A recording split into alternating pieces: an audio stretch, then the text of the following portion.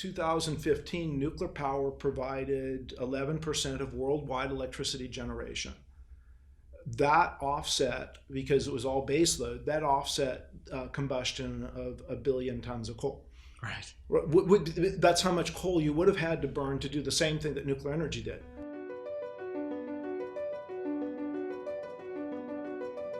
The gravity of the time is such that every new avenue of peace, no matter how dimly discernible, should be explored.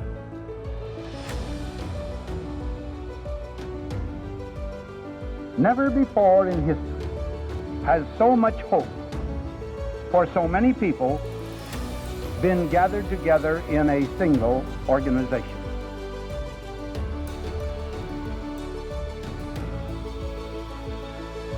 You will provide a great share of the wisdom, of the courage, and the faith which can bring to this world lasting peace for all nations and happiness and well-being for all men.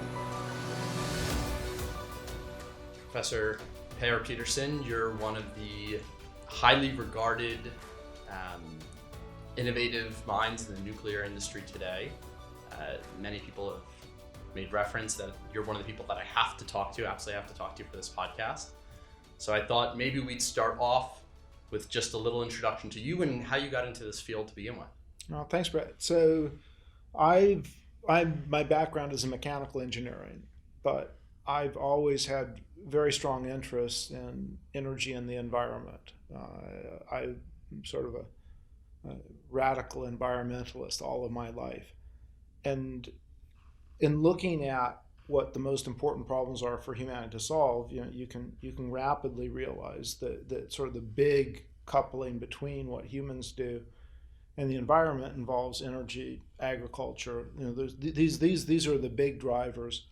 And in looking at energy, I became interested in solving problems that are difficult to solve. And as you start to look at nuclear energy, and I was doing this, realized that it has enormous potential. Enormous potential. Well, absolutely. When we look at the quantities of material, for example, required to build nuclear power plants, the prices that they cost just don't make sense, because it costs 10 times as much to convert concrete, steel, and copper and other things into nuclear reactors as what Vestas charges to convert those same materials into windmills. So there's some very significant problems around how we have designed and how it is that we build these technologies. But the corollary to that is that the cost of raw materials doesn't matter for nuclear power. It's such a small fraction of the total cost. What you're really paying for is salaries when you get right down to it. And also when you look at the fuel source, the quantities of uranium that are available are enormous, and the ability to use it more efficiently can be implemented. We can also use thorium. And so it's difficult to conceive a world where uranium prices would ever be significant enough to matter in the cost of generating nuclear electricity. So what initially clued you into this, though? What attracted you to the space, and how did you come to these conclusions about material cost and energy cost? I did my graduate studies here at UC Berkeley, and I was in mechanical engineering, but I minored in energy and resources. And I took Energy and Resources 200 from John Holdren and Mark Christensen. And we ran through the whole gamut. And when we got to nuclear energy, I was quite impressed by John Holdren's view on the technology and how he ranked the various different issues associated with it, with waste being actually pretty much at the lowest point. Safety of reactors and reprocessing facilities about midway up, and then nuclear non-proliferation at the top of his list. And I've agreed with that assessment, and it convinced me that working in this field is really important.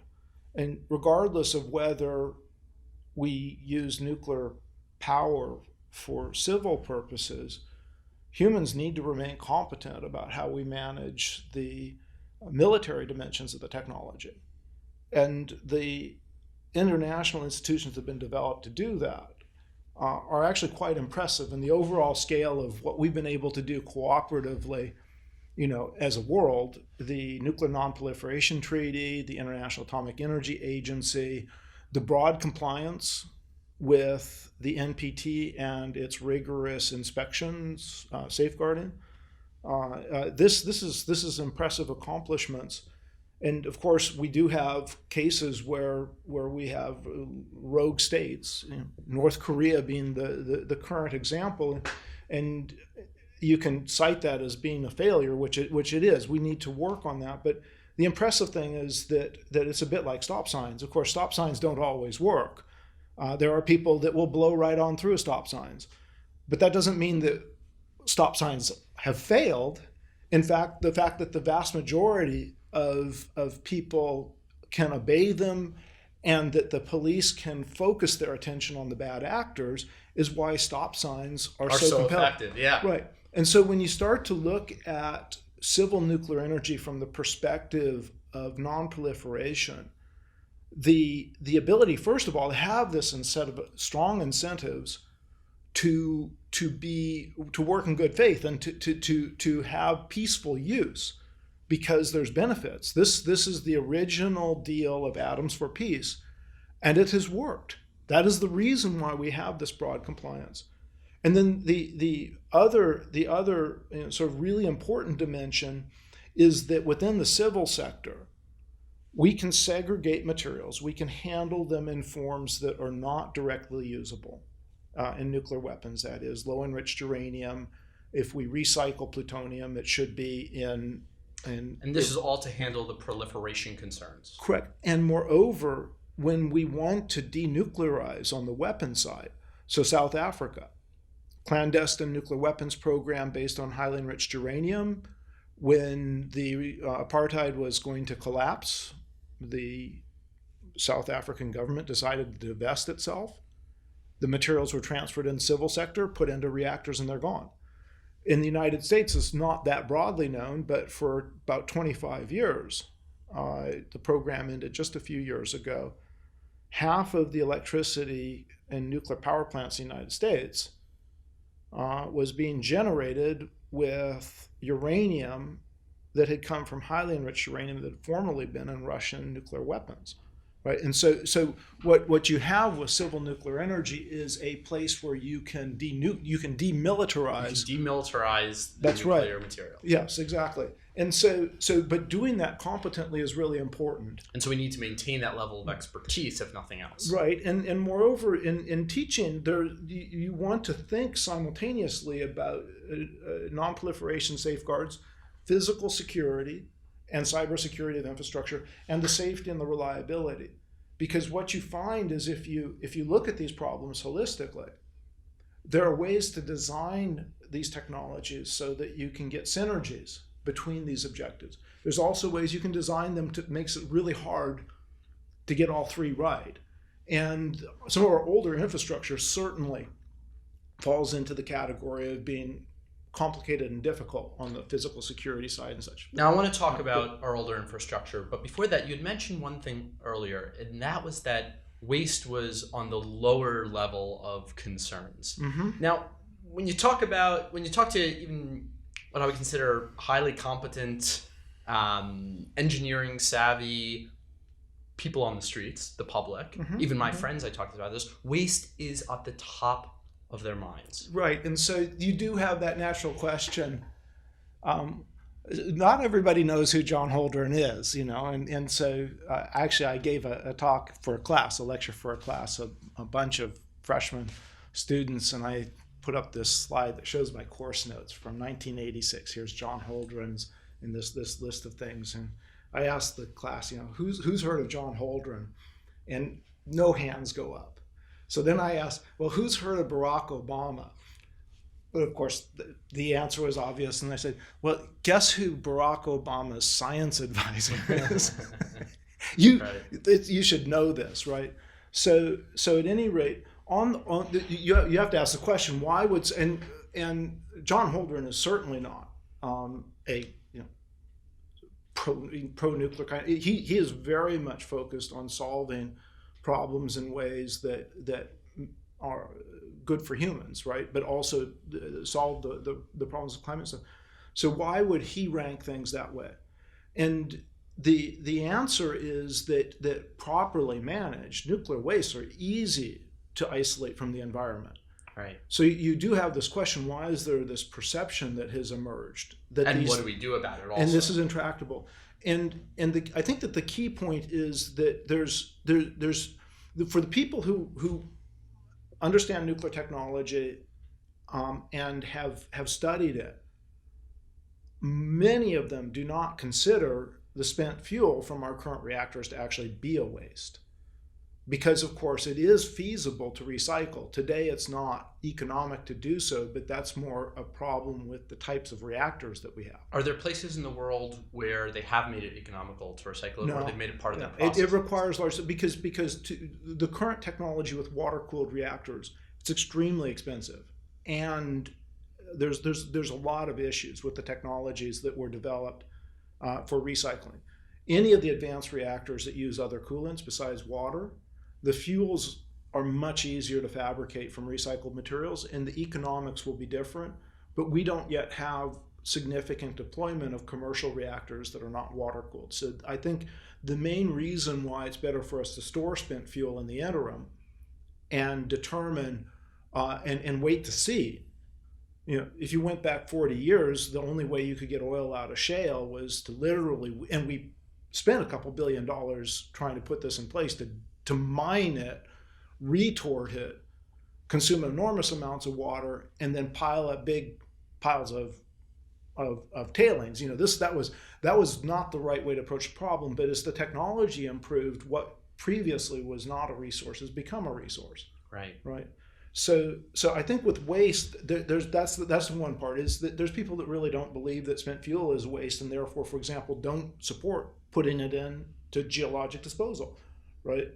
And then on the other side, you have people that believe it's dangerous, that are opposed to nuclear energy for a variety of different reasons, and believe that the disposal of nuclear waste is dangerous, and indeed the stuff is hazardous. But when you start to look at the actual performance of deep geologic isolation and the quantities that we need to store and dispose of, in 2015, nuclear power provided 11% of worldwide electricity generation. That offset, because it was all baseload, that offset combustion of 1 billion tons of coal. Right. That's how much coal you would have had to burn to do the same thing that nuclear energy did. The total amount of spent fuel that was generated that day, if you put it all on an American football field, would fill the football field to a depth of 1.3 meters. Right. Okay. That if you'd burned 1 billion tons of coal, that billion tons of coal would have given you a pile 230 kilometers deep. Right. I know. So it's amazing when people, at least I found this when I talk to people about the waste issue, they only focus on, I guess, the worst part of the nuclear waste issue. They get so fixated on that, they don't realize that because we're not using it, we're turning to other energy sources which also create waste. Correct. Because of our inability to act, we're creating mountains full of waste every single day. Well, that's not all, because there is no practical way to burn 1 billion tons of coal. Actually, 8 to 9 billion tons of coal per year, and not discharge all of the waste into the biosphere. Right. And so we are radically changing the chemistry of the climate. So the key point is that when we look at geologic disposal, deep geologic disposal, the volumes are so small that we're talking about a very small number of repositories that would be needed.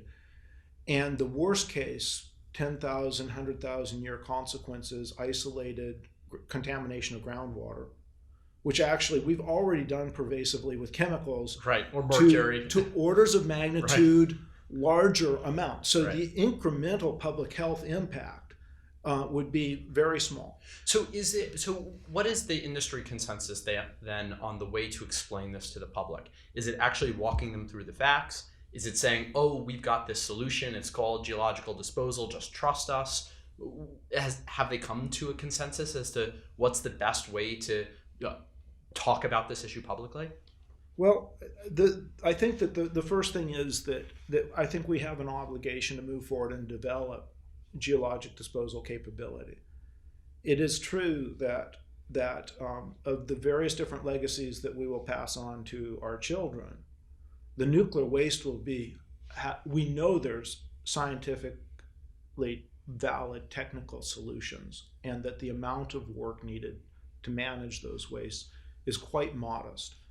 Whereas there's no plausible approach to get the carbon dioxide back out of the atmosphere and or out of the oceans. And so the acidification potential for mass extinction, when you start to look at what we're doing with fossil fuels in terms of the very real risks of large scale ecological disruption, it is really difficult to rationalize worries about nuclear waste disposal. Right, 10,000 years into the future, when the risks to Right. climate are actually relatively but, short term. But you know, the other thing is that it is not nuclear waste that is preventing us from building new nuclear plants. Okay, so what is? Let's get to the root of it. Well, okay, so the first point is that the Department of Energy, for any utility that wants to build a nuclear power plant, is required by law, and they will write out a contract to take full responsibility to manage the spent fuel that's generated in exchange for paying a remarkably small fee, which is 0.1 cent per kilowatt hour, which today has actually been zeroed and will remain at zero until the DOE actually restarts a geologic repository program. At that point, actually, the interesting thing is that the amount of money that's already been put in, the rate that the interest is increasing is about $2 to $3 billion per year. On the money already collected that the industry set aside for waste disposal. So this is coming from, if we resume the fee at 0.1 cents per kilowatt hour, that would be $700 million a year. So in fact, the amount of money that's already been paid may be sufficient that there's no need to ever charge utilities again in the future for managing spent fuel. Okay, so this wouldn't that be ironic that it's actually the waste disposal is free, because number one, if we get better at doing that in terms of both developing geologic repositories, also identifying economic ways that we could recycle and extract some value from spent fuel, it may end up being that the cost of managing spent fuel is zero. Right, free, because in fact, the nuclear industry has already paid for it, and it's the only industry that is fully accounted for its waste since the beginning of time, essentially. That's correct, including the decommissioning. They're required to have decommissioning funds and to put those into highly secure investments. If we want to talk about internal and external costs, of course, the coal and oil and gas just are horrible with respect to the external costs. You do need to mention Price Anderson, which is a subsidy related to the risk, and try to quantify that. If you work through sort of the math and try to figure out what is the Price Anderson subsidy, I think you can rapidly convince yourself that it's really tiny compared to the external costs of using coal instead. Right. And so if you want to subsidize something, Price Anderson is perfectly fine. For people on the listening in on the webcast, this caps the total private liability to $10 billion if there's an accident, and then the federal government would pick up the rest of the costs associated with that. So that is a subsidy. So now that we're on the topic of the current existing nuclear infrastructure, maybe you could lay out. As I see it, there's a junction that we're at. Do we continue with the old technology with incremental improvements and find some way to make that cheaper, more scalable, incentivize it somehow? That's one way that we could go. Or the other way is start developing perhaps a more advanced new technology. And I know you have a background and experience in that because you're at the forefront of innovation in this space. So maybe you could tell us a little bit about the pros and cons of either direction, and then eventually we can circle back towards what are the possible different directions if we're pursuing advanced technologies? So I think that the answer to your two questions is yes, to each.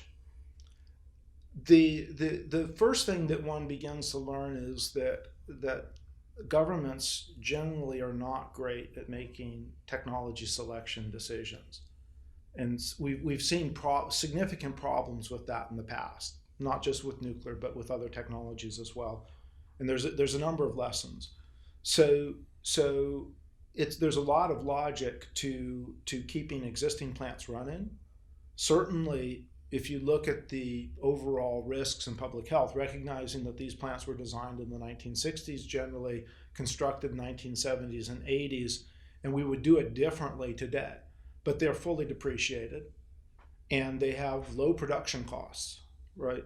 So, which means that the electricity that we get from them is inherently cheaper. Is that what you're saying?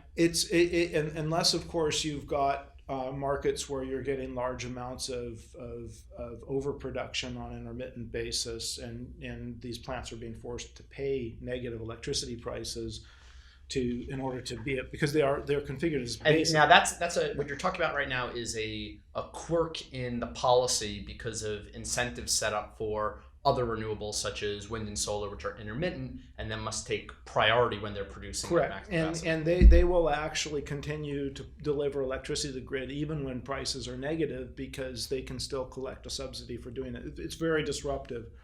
But that said, we face a decision because we've got a lot of old coal plants as well. And in Germany, for example, the decision has been to keep running coal plants and shut down nuclear plants. And it's very, very difficult to justify that kind of decision. So once we've shut down all the coal plants, then we really do need to look seriously at what we replace the existing nuclear plants with. And one of the options is advanced water-cooled reactors. We've worked a lot on those, and the improvements in the design are substantial. In particular, the adoption of what we call passive safety, which is the capability of a reactor, when you shut it down and cease the fission reactions that have been generating heat, you continue to have decay of the fission products that are left over, and you'll have residual heat created in the reactor core. So what you're saying is even after you turn off the reactor, there's still a lot of energy being created, and you need to do something with that energy in order to keep it from melting down. That's right. You basically, if you don't provide a mechanism for removing heat after you've shut down, then the fuel can overheat. And in the water-cooled reactors that we have today, there's particularly bad behavior after you lose coolant. The ability to mobilize fission products is significantly higher with water-cooled reactors, and you have intrinsic high pressure because of steam. So what you're saying is, in an active cooling safety system, there are increased risks. Correct, because you do have to have external source of power to get cooling to the core, and that you have emergency diesel generators, you have offsite power. But as we saw with Fukushima, you can have common mode failures of that infrastructure, particularly if you've sort of ignored for a decade the knowledge that you could have large tsunamis every 900,000 years, and you haven't prepared for those eventualities. And what happened there, just to clarify, was that there were several different systems that are working in parallel, that either one of them could protect the system in its active safety cooling system scenario. But because of this externality that shut down both of them at the same time, you lost your safety capabilities. That's correct. And probabilistic risk assessment, that's called a common mode failure. Right. And so the alternative is what you're referring to as passive safety. Maybe you could describe a little bit about how that works. So in passive safety, now you have to go back to in the 1960s. We began to realize that there were experiments done that said, wow, if you don't cool the fuel, you can mobilize a lot of radioactive material. What does that mean? Can you break that apart? Mobilize radioactive material? When you overheat in water-cooled reactors, it's zirconium tubes with uranium oxide pellets inside. And when you overheat those tubes in a steam environment, the zirconium oxidizes, and actually you generate hydrogen. And then when the fuel overheats and melts, the fission product cesium and iodine, which are really the bad actors in accidents, in that steam environment, they take chemical forms which are volatile, and they vaporize, and then they form small particles when they condense. And so you've got high pressure hydrogen, and you've mobilized the fission products. The other approaches to cooling reactors, generally the chemistry is such that it's much harder to get cesium and iodine mobilized in forms that can be easily transported. So this was sort of the unique vulnerability of the water-cooled reactors, and the response was to focus on increasing the safety. Two things: first of all, to require that they be put in high-pressure, low-leakage containment buildings. And then the second part was to require that they have highly effective, reliable emergency core cooling systems. And those systems were those systems back in the day to guarantee high reliability. The best thing that you could do was to use redundant active components, pumps, and which does add complexity to the system. Complexity, cost, but because you can build event trees, fault trees, event trees, and such, and you can actually calculate for the system a number for reliability, and then add enough redundancy to get that reliability to be really high.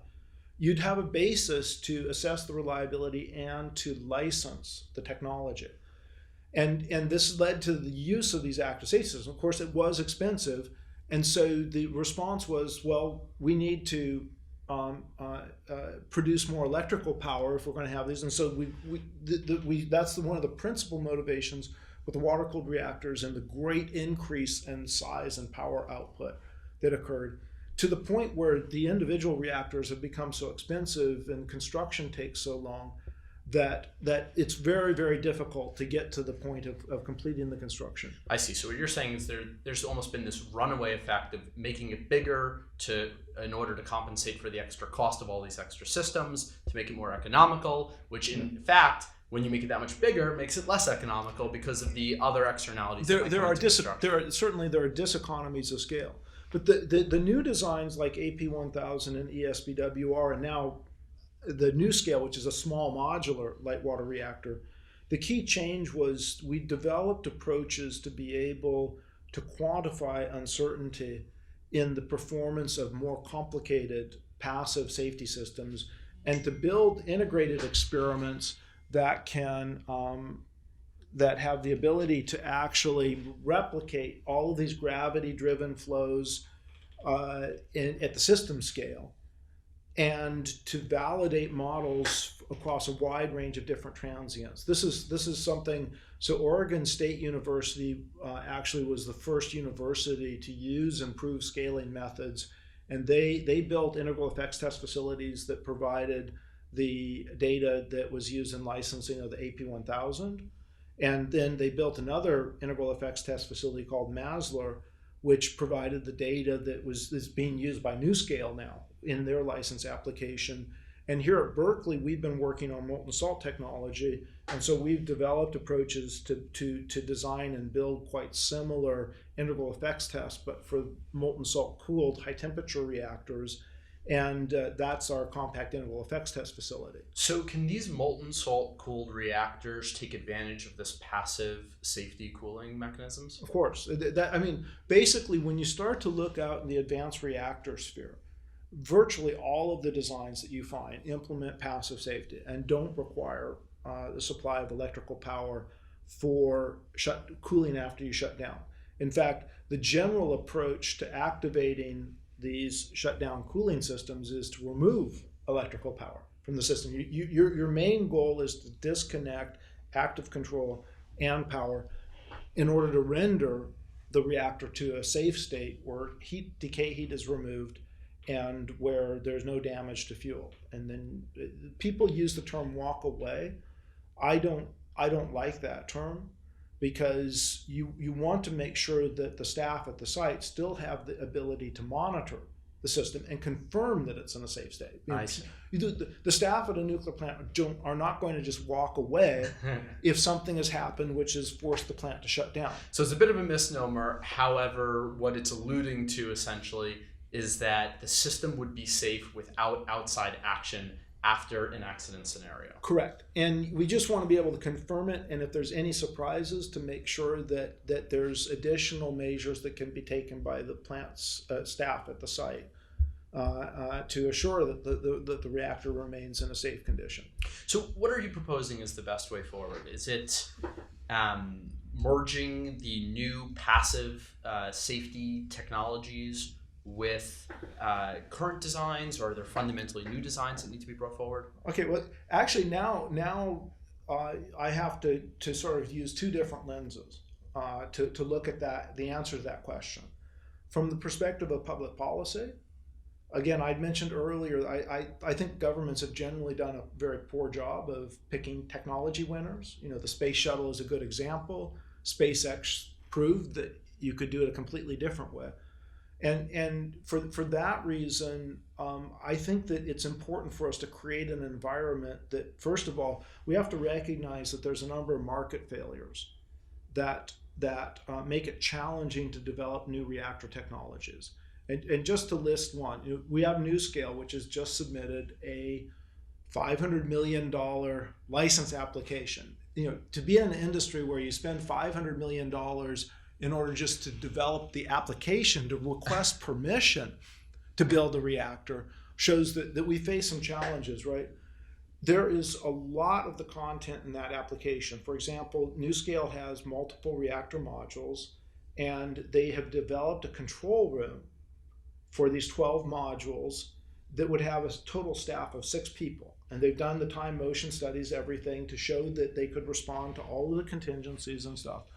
But the current Nuclear Regulatory Commission's regulations would require that control room would have 48 operators in it.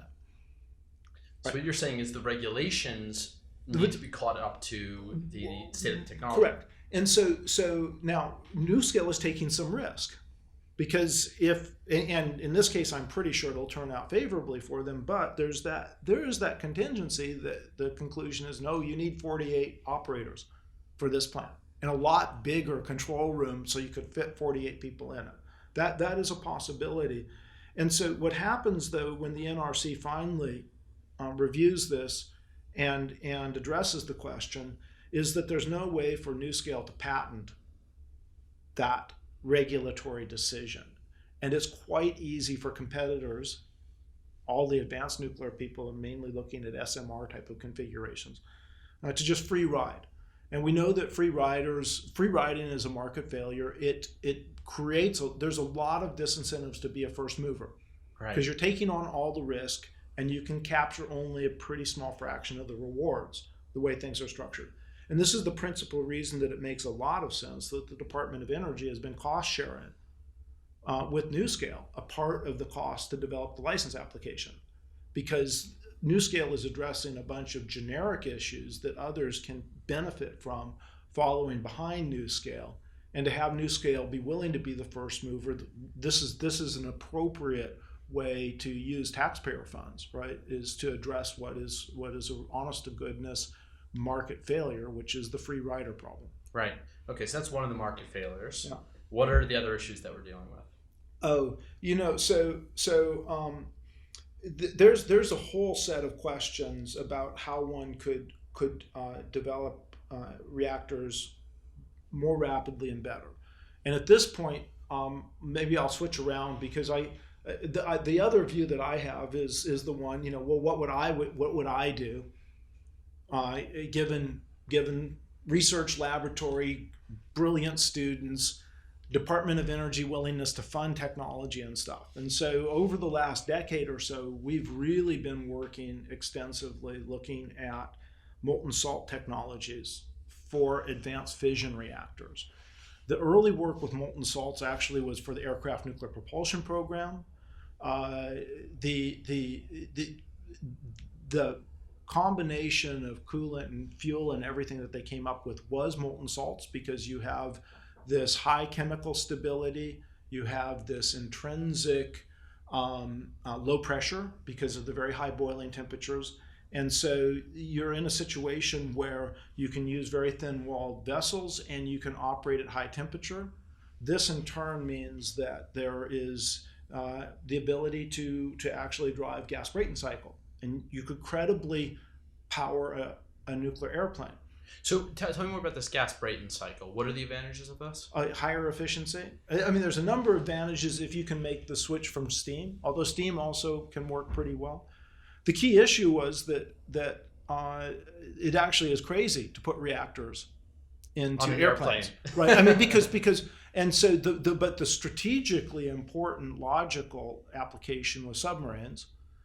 And in a submarine, the fastest, simplest way to get a functional reactor was to cool it with water, right? You could utilize a lot of the existing technology that's out there for steam turbines and heat exchangers and steam generators and stuff. And so we went down that path. And then because there was a strong interest in accelerating the development of commercial technology, the easiest path at the time was to try to scale up water-cooled reactors to commercial service, and that's when we started to learn some of the disadvantages of that technology. So fast forward, we did some work with molten salts for liquid fuel, and then we realized that during this period of time, since this original program, we've been working on developing advanced high temperature fuels for helium-cooled reactors, and that those fuels could be cooled by these same molten salts because they're quite compatible with graphite, they're compatible with high nickel alloys. And when we started to look at it, it looked increasingly attractive. So that's where we've been focusing at the university scale. This is a real success story for the Department of Energy. They have funded applied energy research, including work here at the university, allowing us to establish a scientific and technical basis for licensing of these reactors. And in this last year, there's been a startup company named Kairos Power that's been spun out. I'm one of the co-founders with Mike Laufer, Ed Blanford, and Kairos is pursuing this technology. It's one of about 36 advanced reactor startup companies. You're telling me there are 36 advanced reactor startup companies out there right now? In the in North America. Just in North America? Yeah. Well, the truth is that the United States and Canada, there's a different strategy around innovation here. So if you want to, for example, look at biotech, which is actually one of the high-tech, heavily regulated industries that we've studied extensively, to identify examples of best practices and strategies for startup companies, and also to sort of compare and contrast the regulatory system. FDA has a phased licensing process where you can get key questions answered earlier at lower cost and make decisions about continuing development. NRC does not, but NRC, we're working out approaches to work within the NRC's existing framework to use what are called licensing topical reports. And then strategically to say, these are some of the key questions. If we got the answer earlier, it would allow us to make key decisions and take the next step. So what are some of these key decisions and questions that Kairos needs to answer, and how does it compare to some of these other 36 technologies that are currently being developed? Oh, so of course there's quite a few that are common. And so the other thing that's quite important is that we have some non-governmental organizations like the Third Way, Breakthrough Institute, Nuclear Innovation Alliance.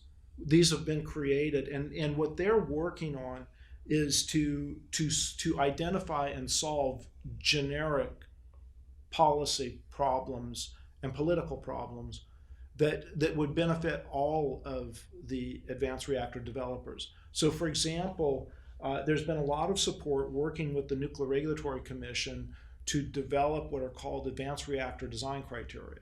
So when you go to the Code of Federal Regulations, there's Appendix A of Part 50, which is about almost 70 or so general design criteria that you need to consider and show that you can comply with in developing a license application. They are specific to water-cooled reactors because that's what NRC has developed. And of course, there's a question, well, what if you have an intrinsically low pressure system? What do you mean a pressure boundary, right? So you're saying some of the current regulations just simply don't apply to these new technologies, or you understand why all of them are logical. That's the neat thing about the general design criteria is, oh yes, you know why it's important to do this, but the way that you would accomplish that purpose could be different if it's a different reactor technology. And over the last 2 years, the NRC has been working to update and develop specific design criteria for advanced reactors. And this what it does is it reduces risk for advanced nuclear developers in developing new designs and in developing their strategies for how to license them.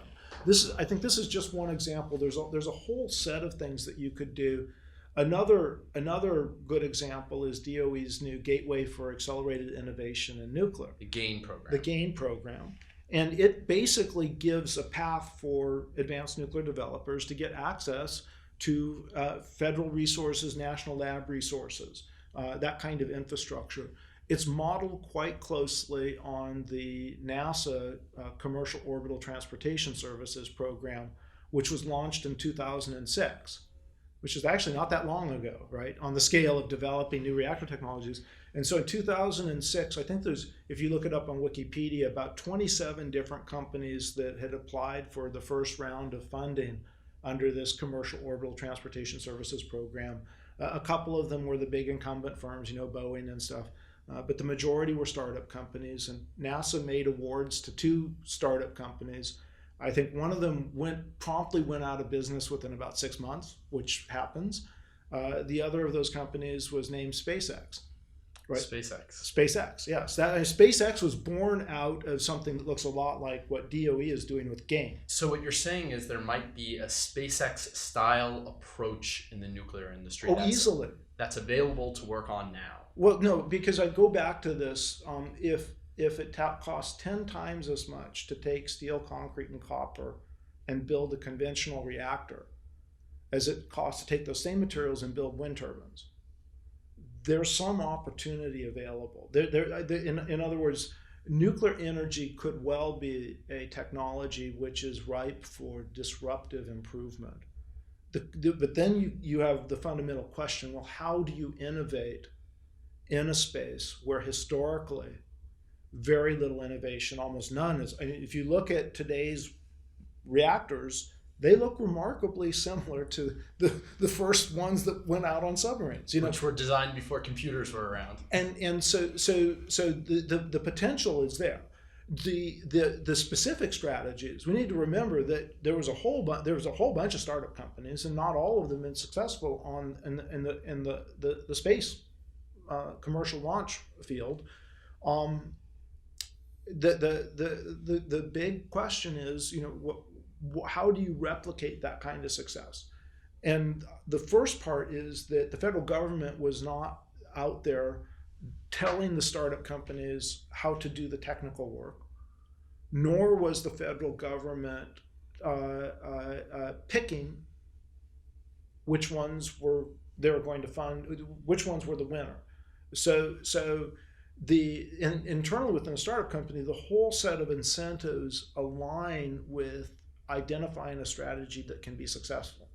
This is very different from what happens when you have cost plus type of procurement, which is the conventional way that the federal government has developed new reactor technologies, is to essentially pay companies to do work, and the longer it takes and the more you spend, the more you earn.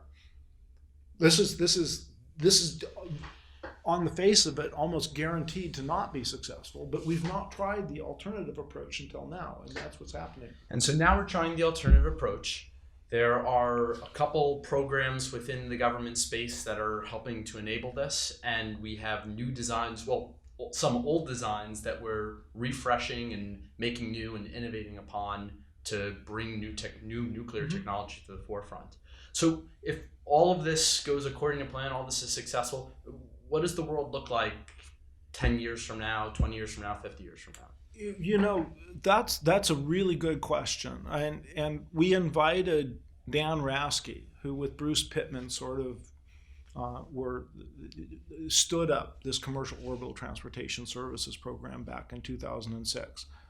And if you were to go back to 2006, the United States knew that the space shuttle was basically a failed technology, that they were going to have to retire it, that we had no alternative except to use Russian launch services.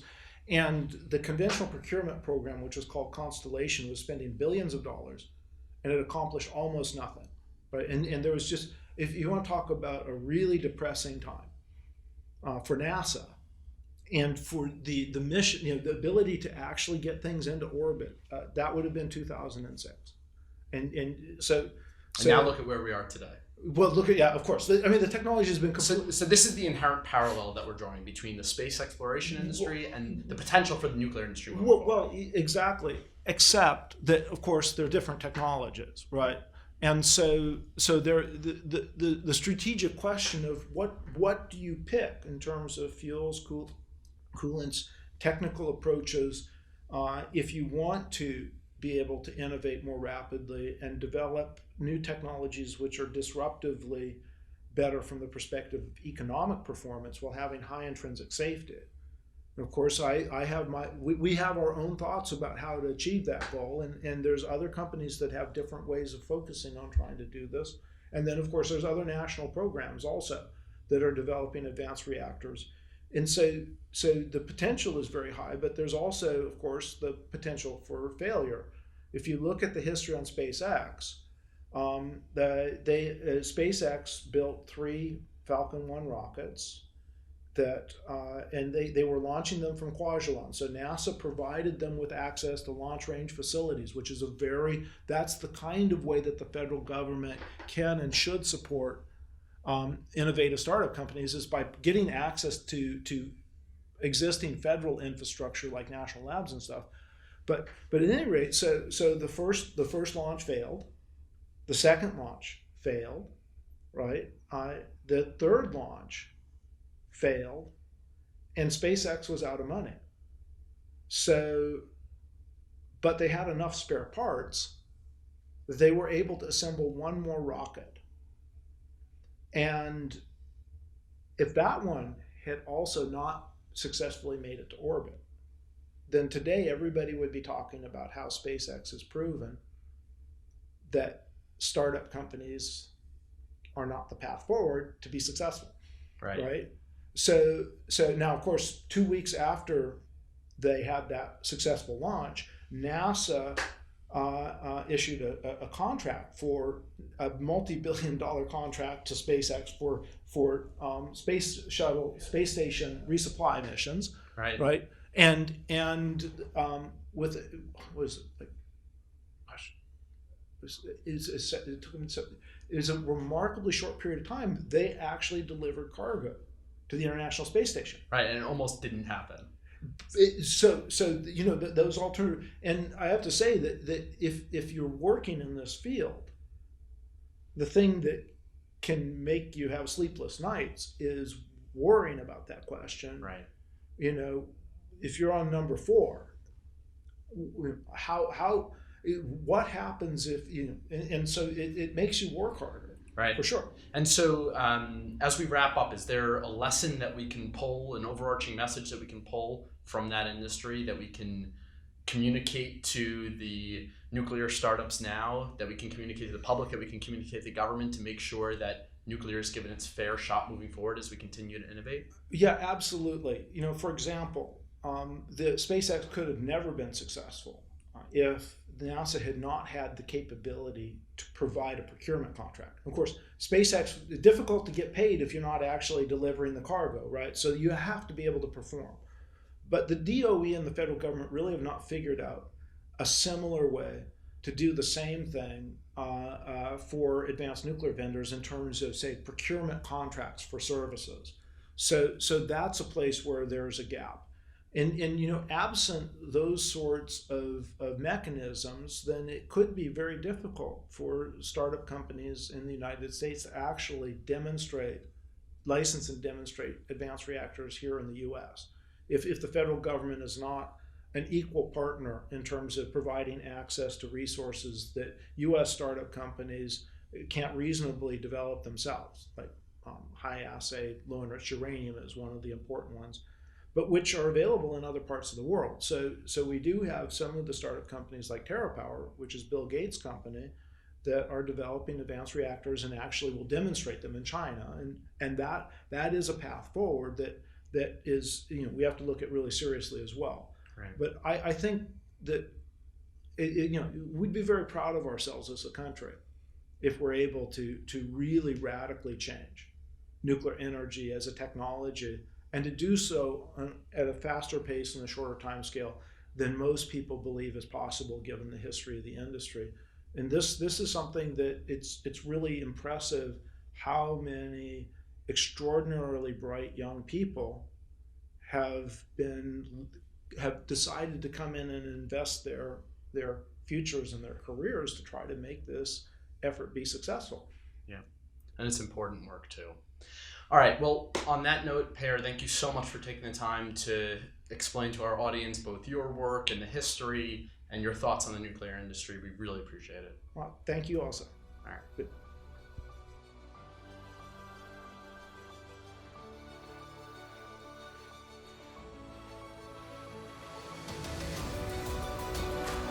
And initiate at least a new approach to the many difficult problems that must be solved in both private and public conversation if the world is to shake off the inertia imposed by fear and is to make positive progress toward peace.